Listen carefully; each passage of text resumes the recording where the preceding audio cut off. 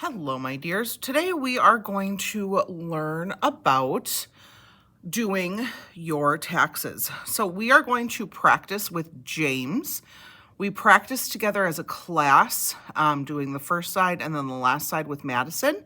So if you want to do that, all you have to do is come check your answers. But with James, first we have to determine if he is a dependent or not. For our purposes, dependents typically are under the age of 18 and living with parents. Now, keep in mind when living with parents, they are providing your food, clothing, shelter type of thing. So that's why you would be considered a dependent. And if you're under the age of 18, you're not an adult. And as a non-adult, you should be provided for your basic necessities. So James is a dependent. In class, we determined as a class that Melinda and Edgar are also dependents. If we flip the page, on the back are your instructions. And your instructions are the same for each and every single line. So each one of these, as I go through, I'll say per your instructions as I enter them in. I have them memorized as I do this a lot. So I do typically have your instructions memorized. Next, in your packet, you will find, this is just for your information only. This is if you're going to get your taxes done, these are the typical things that your age group as teenagers typically need to have. Not everything, but it's if you fall under the certain categories. And there is a little bit on the back as well. Next, we're going to talk about your W-2. You will be using this for a majority of your packet. So you'll look at the W-2 to be able to fill out some of the portions of your 1040 tax form. I highlighted the boxes that are really important. So you have your Social Security number, which is box A, and then you have box 1 for your wages, tips, and other compensation, and your box 2 for your federal income tax withheld. Please keep in mind that on your quiz that will be about just your packet, I will ask you what 4 boxes match on these W-2s, and the answer should be box 1, box 3, box 5, and box 16. They all match. Other important information: who you work for, who's the person's name, and then again, these ones match, and it's based on the wages that are withheld. They have to tell you what salary or what wages they use to get these boxes. Now we are going to flip the page and we're going to complete James's tax form. So the first thing that we do need to do is fill in who is this for. So James. Now it does say middle initial. James does not have a middle initial. He doesn't have a middle name. So we skip right over that. And last name, Johnson. Next, you should have your Social Security number. So it's 987XXXXXX. I don't want to accidentally put somebody's Social Security number down. So it's always 3 numbers followed by 2 numbers followed by 4 numbers. Again, I will ask that question on the quiz. 3 numbers followed by 2 numbers followed by 4 numbers. Next, every single time you're going to fill in the address, the city, the state, the zip code. For purposes of expediency for this video, I'm not going to do that. Next, we have to fill in our filing status. Your filing status for every single person in your packet, they are single. Next, per your instructions, it does talk about digital assets, and per your instructions, everybody is going to say no. Next is your standard deduction. Now, this is where we are going to mark this box and this box only depending on if that person is a dependent. Remember, at the beginning of this video, we talked about a dependent. I put a D down for James, and we talked about the 2 others that are also dependents. So we're going to mark this box if they can be claimed as a dependent. Remember, under the age of 18, lives with parents are your 2 keys for our packet. There are other dependencies, requirements, and things like that for other situations. We talked about that in class already, though. Next, we're going to move on to our dollar amounts. So in your W-2 on box 1, it tells you what we're going to put on this line. So total amount from forms W-2, box 1. It even tells you. All you got to do is really read and just fill in. So James made $23,500. Per your instructions, lines 1B, 1C, 1D, 1E, 1F, 1G, 1H, and 1I are all 0.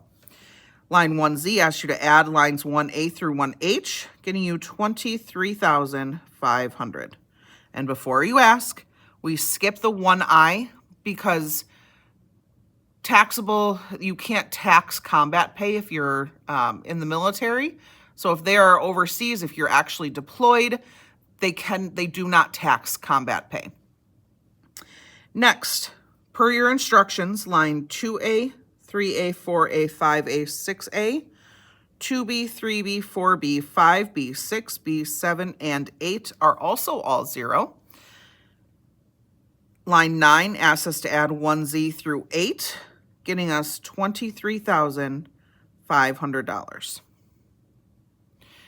Next, per your instructions, line 10 is 0.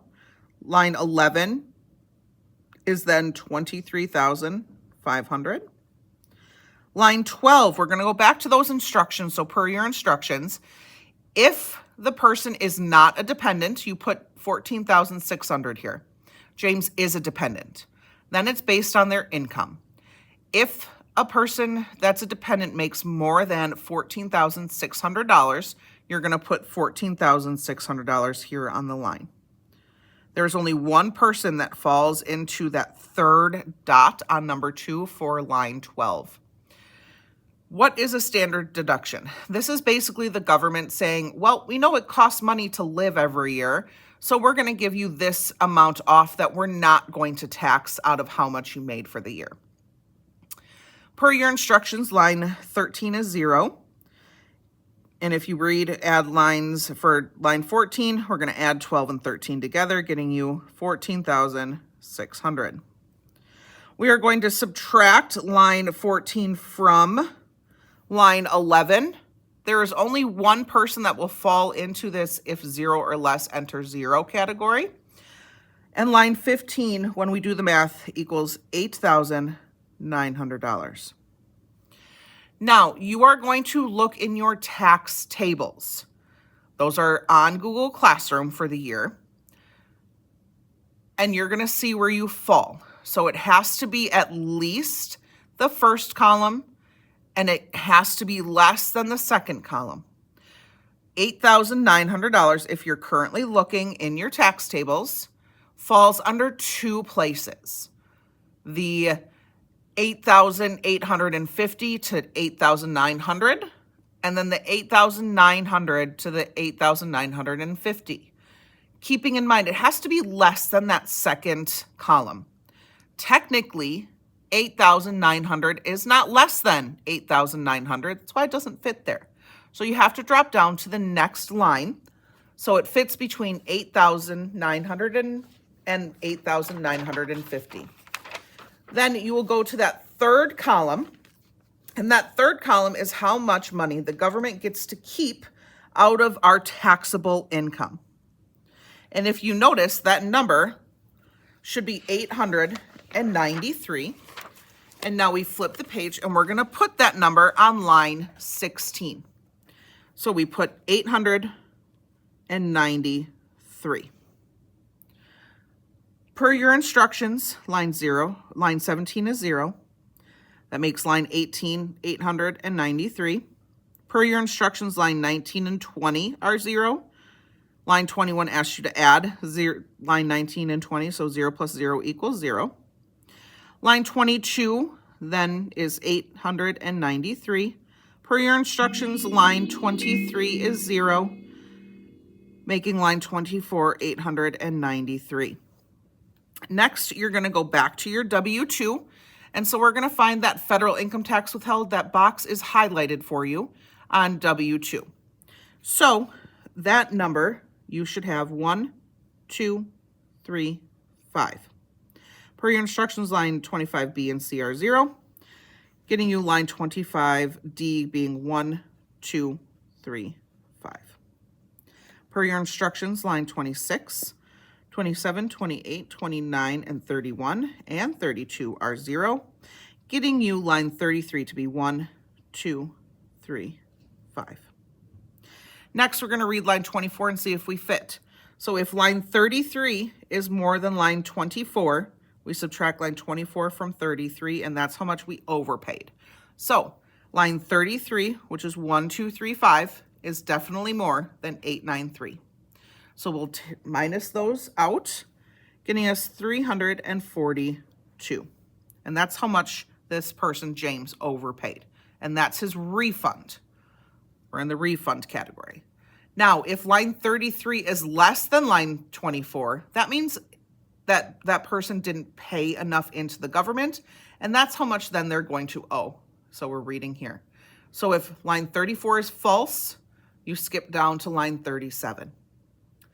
Now, line 35A asks us, how much do we want refunded to you? We want it all. 3, 4, 2. And then line 36, we do want anything put towards next year. All right, so that is how you do a tax form. See? Simple.